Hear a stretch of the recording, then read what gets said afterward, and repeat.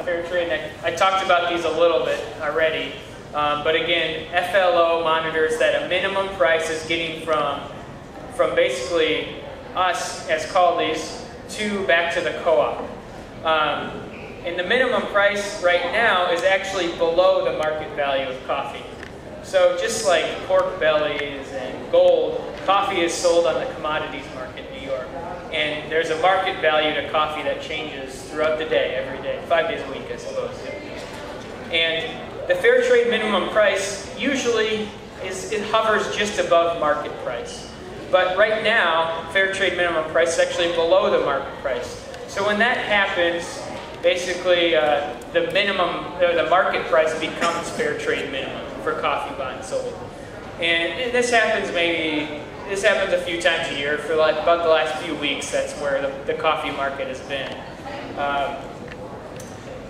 But the fair trade minimum, when the market price is low, is set by FLO to represent what would take basically a minimum price per pound to be a sustainable living income for a farmer.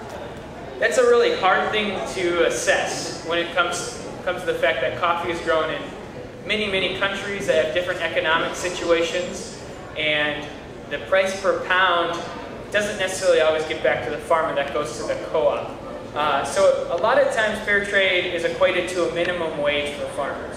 And something we like to make people aware of is that's not really the case. Fair trade guarantees a minimum price per pound, which is a great thing when the market crashes. Right now the market is up, so prices are up everywhere, but sometimes the market crashes. In the late 90s, there was a really devastating crash to the coffee market, and prices were bottoming out.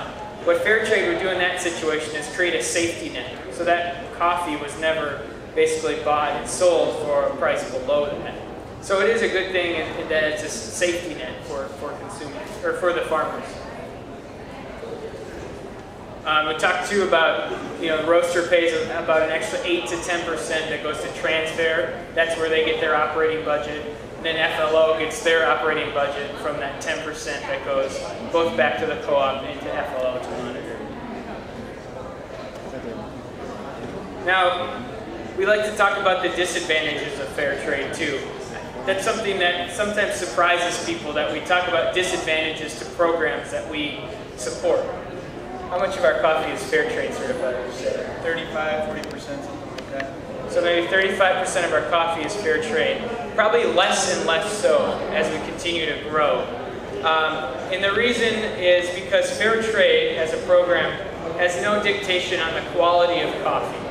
It doesn't say anything about how good the cup of coffee is.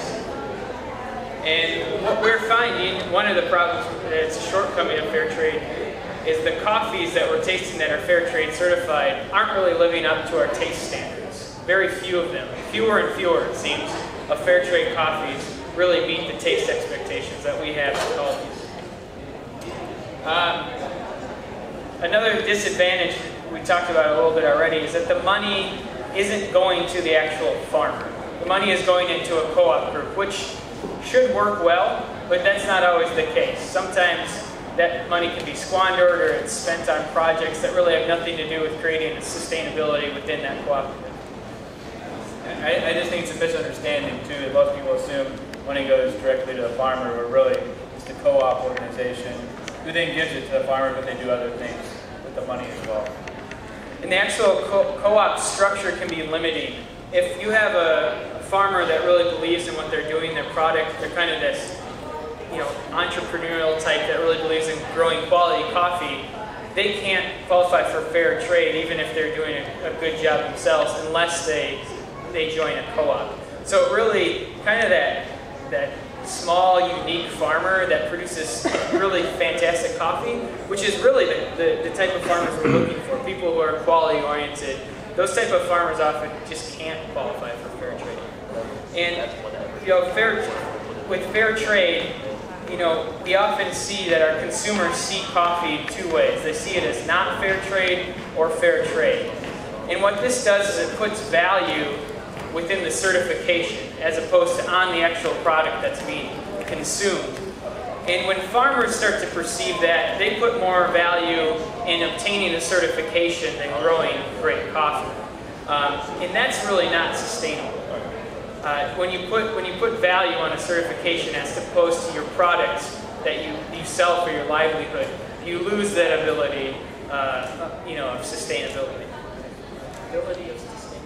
Is a number of samples from importers. We use 4 to 6 importers around the country, and they send us little bags of coffee, little like 1 pound, 2 pound bags of coffee, green coffee, and we then sample roast that and cup it. And when we say cup, that's our term for taste the coffees. We evaluate them, and then we select the coffee that best meets both our quality expectations and the budget of our customers.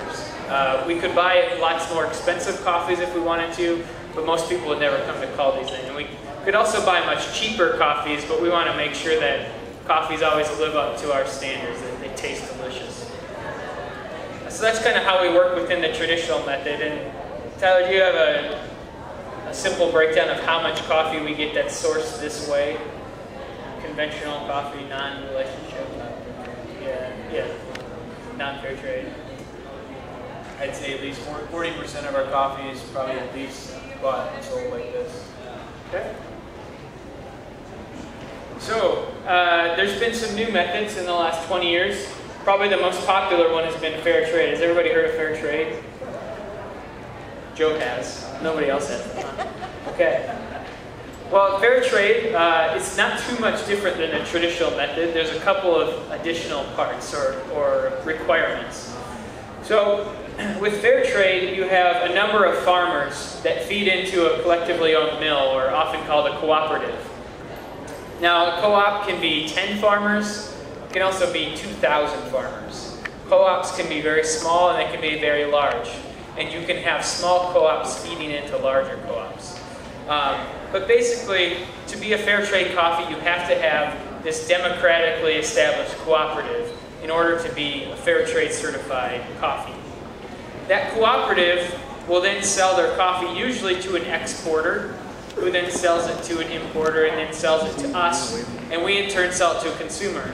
So from our standpoint, it doesn't look a whole lot different. The coffee just comes with a fair trade certification for the most part.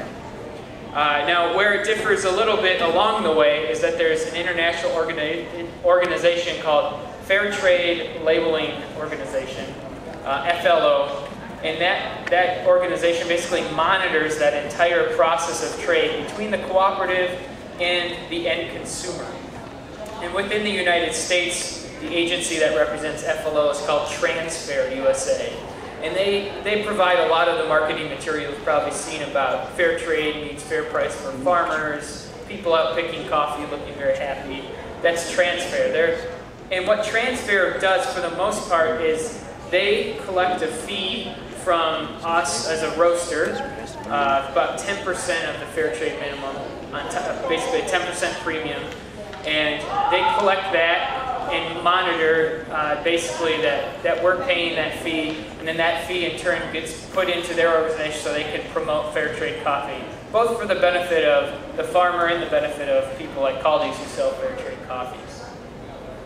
And FLO basically monitors the trade all the way back to the cooperative to make sure that, again, the importer is paying another 10% fee that goes to basically pay for bureaucratic help within the co-op, like business help, grants, organizing the cooperative, keeping things running, basically.